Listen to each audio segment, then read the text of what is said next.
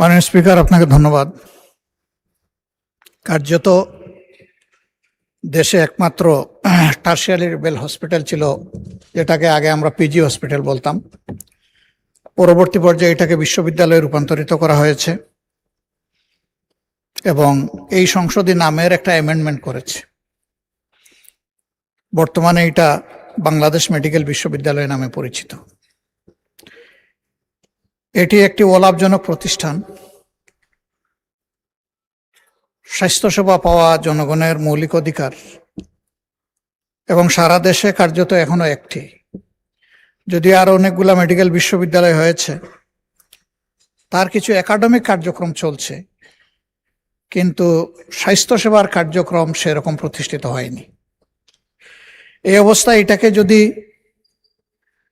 আমরা লাভজনক এবং অলাভজনক, এখানে বলা হয়েছে প্রফিট নন প্রফিট কনসার্ন, কিছু শেয়ারিং এখানে করা, যেখান থেকে ইনকাম জেনারেট করে এইটার প্রয়োজনেই ব্যবহার করা। যাদের এবিলিটি আছে তারা টারশিয়ারি লেভেল কিছু প্রাইভেট প্রতিষ্ঠান আছে, ওখানে চিকিৎসা নেই। আরো যাদের বেশি আছে তারা দেশের বাইরে চলে যায়, কিন্তু যাদের নাই তাদের ঠিকানা এটা। এখন যখন এখান থেকে এখানে কেউ ইনভেস্ট করবে এবং এখান থেকে প্রফিট জেনারেট করার ইচ্ছা থাকবে, স্বাভাবিকভাবেই চিকিৎসা ব্যয়টা বেড়ে যাবে। এই সংসদে এই সেশনেই আমরা বাজেট পাশ করার সময় জনগণের চিকিৎসা ব্যয়, পকেট মানি যাতে আরো কমানো যায়, এই জন্য অনেকগুলা পদক্ষেপ এখানে নেওয়া হয়েছে, যেটাকে আমরা সবাই সমর্থন করেছি। কিন্তু এর সেন্সটা হচ্ছে এর বিপরীত। এখন যে বিলটা আসতেছে, এখানে কিন্তু চিকিৎসা ব্যয় বেড়ে যাওয়ার আশঙ্কা আছে। 2 নম্বর হলো, যদি এই ধরনের কোনো কোম্পানি এখানে শেয়ার করতে আসে, তাহলে আগামীতে কোনো ধরনের আনহেলদি কম্পিটিশনের পটেনশিয়াল রিস্ক আমরা উড়াই দিতে পারি না।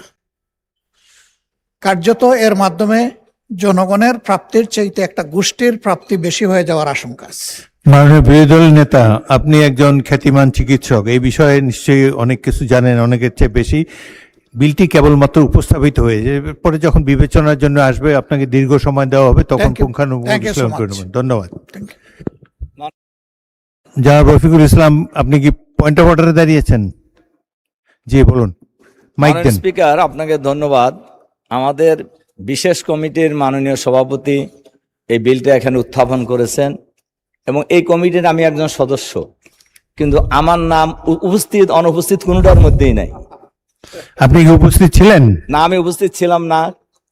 পয়েন্ট অফ অর্ডার হলো এটাই আমার, যে সকাল 10টায় মিটিং, 10টা 19 মাননীয় সভাপতি এই কমিটির জয়নাল আবেদিন সাহেবের পিএস পরিচয়ে আমাকে ফোন করে যে স্যার আজকে তো মিটিং ছিল। তা আমি বললাম যে কিসের মিটিং? তো বলে যে বিশেষ কমিটির মিটিং। বললাম আমি তো আগের থেকে জানি না, আপনাকে মেসেজ দেওয়া হয়েছে। তো আমি পরে দেখলাম যে মেসেজ কখন দিছে, মেসেজ দিয়েছে 9টা 19। তো এরকম একটি গুরুত্বপূর্ণ কমিটির মিটিং এর খবর কি মেসেজে হয়? তাও আবার 9টা 19 10টায় হলো মিটিং। তো আসলে আমার পক্ষে তো প্র্যাকটিক্যালি উপস্থিত হওয়া সম্ভব হয় নাই। তা আমি মাননীয় এই কমিটির সভাপতির কাছে জানতে চাই যে আমাকে খবর দেওয়া হলো না কেন যথাসময়ে? আমি যে কারণে আমি উপস্থিত হইতে পারলাম না। মাননীয় সদস্য, দয়া করে বসুন। আমি এই কমিটির যিনি সভাপতি, তাকে ভবিষ্যতে এই ধরনের ব্যাপারে যাতে প্রত্যেক সদস্যকে যথেষ্ট সময় দিয়ে নোটিফাই করা হয়, সে ব্যাপারে যত্নবান হওয়ার জন্য অনুরোধ জানাবো। আপনি সরাসরি তার সাথে আলাপ করতে পারতেন, সংসদেও মানে বাইরেও একটা কিরকম ধারণা হবে যে একটা মিটিংয়ে নোটিশ দেওয়া হয় না। তো আপনি সরাসরি তার কাছ থেকে জানতে চান। যাই হোক, ভুলভ্রান্তি হতে পারে, ভবিষ্যতে যাতে না হয় এই ব্যাপারে বিশেষ কমিটির সভাপতিকে আমি অনুরোধ জানাচ্ছি।